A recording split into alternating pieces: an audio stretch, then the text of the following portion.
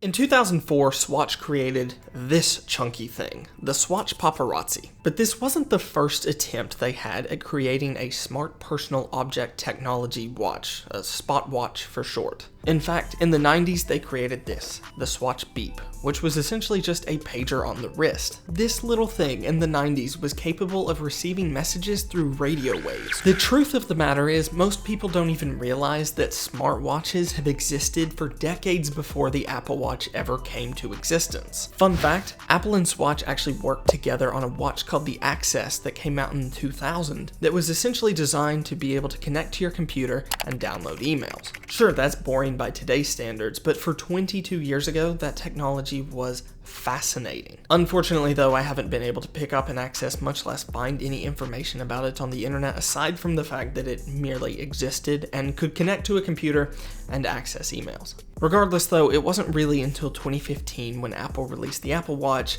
that you had a successful implementation of a smartwatch. Unless of course you count a Pebble, which essentially had the same features of watches that came out in the early 2000s.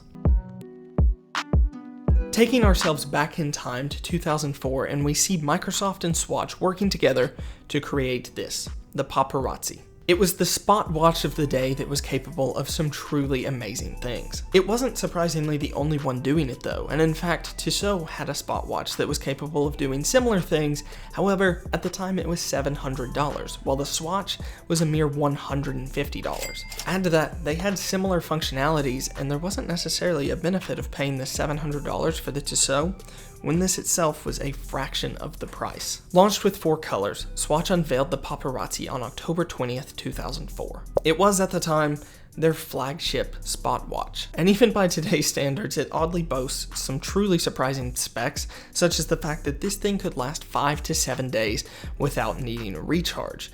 That's technology that I can still only dream about today, considering I feel like every time I go to use my phone, it's at 20% battery.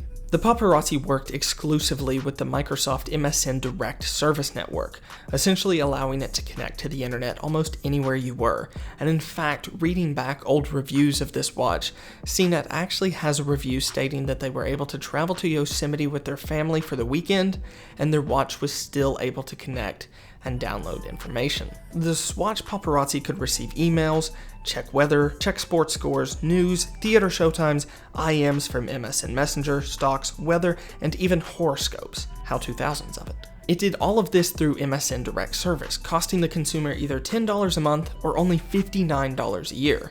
Discounts I wish were still available on monthly subscriptions to this day. Unlike other MSN Direct service watches though, like the Tissot, the Swatch Paparazzi actually had its own unique channel called Swatch City.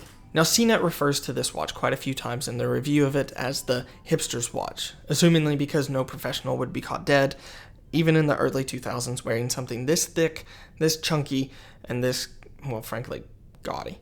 A true professional would only wear a Tissot spot watch, nothing from Swatch.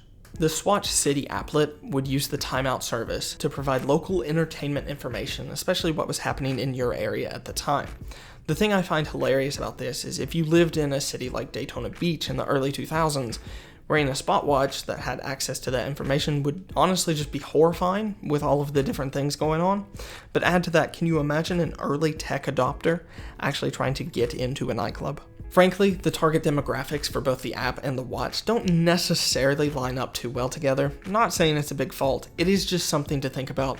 Early tech adopters at that point were still in a dark and oddly damp room playing World of Warcraft, so the thought of them going out to a nightclub is just hilariously comical. But getting back to it, the Swatch Paparazzi actually offered some really good features of a smartwatch that we still see to this day, including customizable watch faces. The watch itself came with a number of different faces that you, the user, could choose and set up to be however you wanted. With all of the smartwatch features that it offered, it actually had quite a lot of functionality as a watch itself. Surprising, I know, for a watch, but it is something that you still see limited today in the features of a smartwatch. It featured a chronograph that could memorize up to 99 times, 2 alarms, a perpetual calendar, a secondary time zone, and a countdown timer. From a GMT to a perpetual calendar to a chronograph, it featured something that every type of watch has that stands out about it in just this 700mm package. Add to all the crazy functionality it had at the time though, time was also set automatically through what is essentially today GPS. So in essence, the same way your phone will change time based on traveling across time zones, the Swatch Paparazzi could do in 2004, which if you think about the watch being able to do that itself, it is truly an impressive little piece of technology. Add to the fact that these are all features that we expect to see in smartwatches today. This came from a time when Facebook was still being built in a Harvard dorm room and Internet Explorer was still the world's preferred browser. It was meant to be the greatest movement forward in both tech and watches. And I should clarify that I do mean watches, not timepieces. There is a massive difference in the two. And by all means, it was frankly one of the most monumental eras of watches that we've ever seen. And yet it flopped. It took nearly 10 years for a new successful implementation of a smartwatch that would catch on mainstream with society. And that all happened even though this technology existed for decades before, even going back to the 90s with the Swatch Beep. In the same way that you should go back and check out this video talking about the best watch I have ever purchased for under $300.